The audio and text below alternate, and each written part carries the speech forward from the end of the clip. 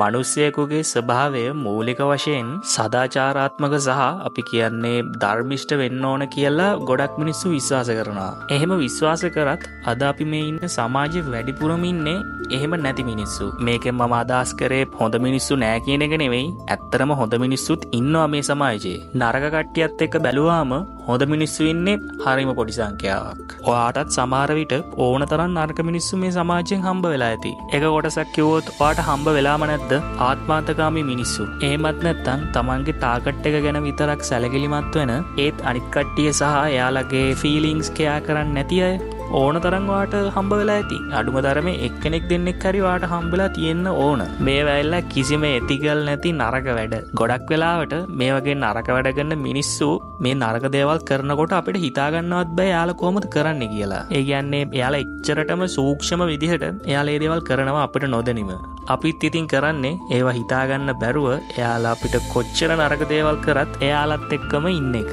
ඒකට ඉතින් ලොකුම හේතුව අරක තමයි. ඉතින් අපි දන්නේ නැහැ මේ මිනිස්සු අපිට කරන නරක දේවල් සහ එයාලා ඇත්තම නරකද කියලා. ඒකට කමක් නැහැ. මොකද මේ වීඩියෝ එකෙන් පස්සේ මේ දේවල් ගොඩක් දුරට ඔයාගෙන් අඩු වෙනවා. මොකද මම මේ වීඩියෝ එකෙන් ගේන්නේ ඔයා දැනටමත් දුෂ්ට නැත්තම් නරක පුද්ගලෙක් එක්ක කටයුතු කරනවාද කියලා අඟවන අනතුරු සංඥා කීපයක්. හරි ඉතින් එහෙනම් වෙනද වගේම ලයික් එකක් දාගෙන මාව subscribe කරගෙන අපි වීඩියෝ එකට යන්න. මාව subscribe කරන්න අමතක කරන්න එපා. නැත්තම් ඔයාලට මේ වගේ වීඩියෝස් ඉස්සරහට ගේනේවා මිස් වෙන්න පුළුවන්. Number 1. They are pathological liars. ගොඩක් වෙලාවට මොකක් හරි රිලේෂන්ෂිප් එකක් ඇතුලේ බොරු කියනකොට කවුරු හරි ඒ රිලේෂන්ෂිප් එකේ ප්‍රශ්න ඇති වෙන්න තියෙන සම්භාවිතාවය ටිකක් වැඩි වෙනවා. හැබැයි සමහර වෙලාවට මෙහෙම වෙන්නත් පුළුවන්. ගැටලු වළක්ව ගන්න මොකක් හරි රිලේෂන්ෂිප් එකක් ඇතුලේ කවුරු හරි බොරු කියන්නත් පුළුවන්. ඔව් ඒ වගේ කට්ටියත් ඉන්නවා. බොරු කියලා හරි තමන්ගේ රිලේෂන්ෂිප් එක රැක ගන්න හදන කට්ටිය.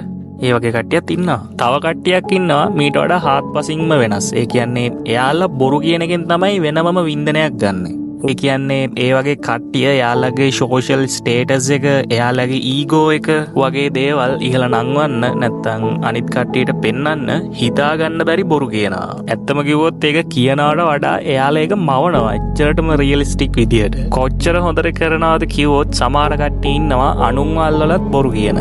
මේ වගේ කට්ටියවත් හැබැයි ටක් ගාලා අඳුර ගන්න පුළුවන්. මොකද මේ වගේ කට්ටිය මොන කතාව පටන් ගත්තත් ඒක ඉවර කරන්නේ අන්තිමට එයාලට ලකුණු වැටෙන විදියට. ඔයාගේ සෙට් එකෙත් මේ වගේ එක්කෙනෙක් හරි අනිවාර්යෙන්ම ඉන්න ඕන. Number 2.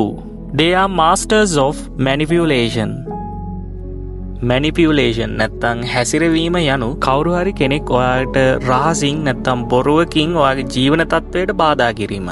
නැත්තම් බලපෑම් කිරීම කිව්වත් වරදක් නැහැ. හරි. කොහොම හරි ඉතින් මේ වගේ කට්ටිය, ඒ කියන්නේ නරක කට්ටිය Tamanට ඕන දේ ලබා ගන්න ගොඩක් වෙලාවට මේ දේ කරනවා.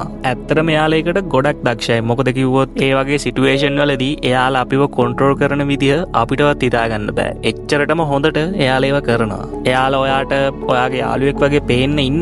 නමුත් එයාලා ඇත්තටම කරන්නේ ඔයාව කන්ට්‍රෝල් කරලා ඔයාගෙන් ගන්න පුළුවන් වැඩ ටිකත් අරගෙන එයාලගේ වැඩ ටික කරගන්න. ඉතින් ඔයාම මට කියන්න මේ වගේ කට්ටිය ඔයා ගාව නැද්ද?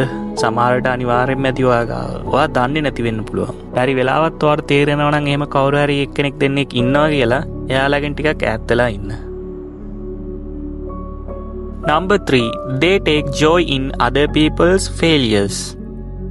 කාරුණික මිනිස්සු අනුන්ගේ ප්‍රශ්නවලදී සානුකම්පිතව නැත්තම් සංවේදී වෙන අතර දුෂ්ට මිනිස්සු නැත්තම් නරක කට්ටිය ඒ වගේ දේවල් වලින් සතුටු වෙනවා. තව කොච්චර නරකද කිව්වොත් අනුන් අසාර්ථක වුණාම නැත්තම් අසමත් වුණාම එයාලා ඒකෙන්ද මාර විදියට ගොඩක් සතුටු වෙනවා. ඒ විතරක් නෙමෙයි එයාලා අනුන්ගේ අසාර්ථකත්වය ඉස්සරහටත් බලාපොරොත්තු වෙනවා. ඔව් අනිවාර්යෙන්ම ඒ වගේ කට්ටිය සමහර විට දැනටමත් ඔයා ගාවත් ඉන්න පුළුවන්. ඔයා දැනම ඔයා ගාවට ඒ වගේ කට්ටිය ලං වෙන්න දුන්නොත් ඔයාගේ සාර්ථකත්වය ඔයාටම අමතක වෙන තරමට එයාලා ඔයාව පල්ලෙහාට දානවා. ඒක එයාලා කරන්නේ පුළුවන් තරම් ඔයාට එයාලා ඍණාත්මක දේවල්ම තමයි පෙන්වන්න පටන් ගන්නෙ. මොකද ඒකෙන් ඔයාගේ ධනාත්මක දේවල් පල්ලෙහාට යනවානේ. එතකොට ඔයාගේ සාර්ථකත්වය නැති වෙනවා. ඔයාගේ සාර්ථකත්වය නැති වෙනවා කියන්නේ එයාලා සතුට වෙනවා කියන එක. Number 4. They don't do anything for others unless it benefit them. අපි කලින් කතා කරා වගේ නරක මිනිස්සු හැමතිස්සෙම හිතන්නේ එයාලගේ දේවල් ගැන විතරයි. එයාලා අනුන්ට දෙයක් කරනවා නම් කරන්නේ එයාලට බෙනිෆිට් එකක් තියනවා නම් විතරමයි. තව කිව්වොත් හැම දෙයකින්ම හැමතිස්සම එයාලා මුල් තැන, ඒ කියන්නේ හොඳම තැන එයාලා බලාපොරොත්තු වෙනවා. එයාලට වැඩක් නැහැ අනුන්ගේ හැඟීම් දැනීම් වගේ දේවල් එයාලට අදාළම නැහැ. ඒ මොකද කිව්වොත් එයාලගේ ප්‍රධානම දේ එයාලගේ අරමුණු සාක්ෂාත් කර ගැනීම විතරයි. සමහර වෙලාවට ඔයාට පේන්න පුළුවන් ඒ වගේ කට්ටිය ඇත්තටම හොඳයි වගේ කියලා. මොකද ඔයාට උදව් කරනකොට ඔයත් එක්ක ඉන්නකොට. හැබැයි යථාර්ථය ගත්තොත් එයාලා එහෙම නැහැ. Number 5. They can do no wrong. නරක මිනිස්සුන්ට අමාරුම දෙයක් තමයි වැරද්දක් සිද්ධ වුණාම ඒක පිළිගන්න එක. එයාලට අනුව එයාලා කරන කියන හැම දෙයක්ම 100% perfect කියලා එයාලා හිතන් ඉන්නේ. එයාලා ඒක කරන්න ප්‍රධානතම හේතුව එයාලගේ වැරදි පේන්න හේතු වෙන හින්දා. ඒ කියන්නේ එයාලා හිතන්නේ වරදක් පිළිගන්න එකෙන් එයාලගේ මුළු කීර්ති නාමයටම හානියක් වෙනවා කියලා. මට ඇත්තටම තේරෙන්නේ නැහැ මේ මිනිස්සුන්ගේ මානසිකත්වය. හැම මිනිහෙක්ම ගත්තාම 100%ම perfect නැහැ. මිනිස්සුන්ගේ අතින් තමයි වැරදි සිද්ධ වෙන්නේ. එතකොට අපි ඒවා නිහතමානීව පිළිගන්න ඕන. ඒත් ගොඩක් අය කරන්නේ ඒ වගේ සිටුේෂන් එකකදී කතා හදා බොරු කිය ඒක මග අරින එක. ඒක පිළිගන්නේ නැතුව ඉන්න එක. ඉතින් ඔයාගාවත් ඒ වගේ කට්ටිය ඉන්නවා නම් දෙපාරක් එයාලා ගැන හිතන්න. ඔයාටත් ඒ පුරුද්ද ටිකක් හරි තියනවා නම් ඔයත් ඒක පොඩ්ඩක් හදාගෙන try කරන්න. Number 6. They are full of hate. නපුරු මිනිස්සුන්ගේ හිතේ කොයි වෙලාවෙත් තියෙන්නේ වෛරය. ඒකෙන් හින්දා තමයි මම අර කලින් කිව්වා වගේ අනිත් අයගේ හැඟීම්, දැනීම්, අවශ්‍යතා වගේ දේවල් කිසිම දෙයක් ගණන් ගන්නවත් නැත්තේ. අපි උදාහරණයක් ගත්තොත් එයාලා කරන රැකියාවේදී එයාලා හැම දෙයක්ම වගේ විවේචනයට ලක් කරනවා. එයාලා කරන කාර්යයන්, බොස්ව, එයත් එක්ක වැඩ කරන කට්ටිය, පැය ගණන් සහ එයාට හිතන හැම දෙයක්ම යාළුවෙක් විදියට ගත්තොත් එයාලා ඔයාට සලකන්නේත් ඒ විදිහටම තමයි. ඒ කියන්නේ එයාලා ඔයාගේ හැම දෙයකම වගේ වැරද්දක් හොයන්න try කරනවා. සමහර විට එහෙම හොයාගෙන ඔයාව අපහසුතාවයට ලක් කරන්නත් පුළුවන්. කල්පනා කරලා බලන්න ඔයාටත් මේ වගේ දේවල් වෙලා තියෙනවද කියලා. එහෙම වෙලා තියෙනවා නම් ඒ වගේ කට්ටියත් එක්ක ඉන්න එකත් ඔයා අඩු කරන්න.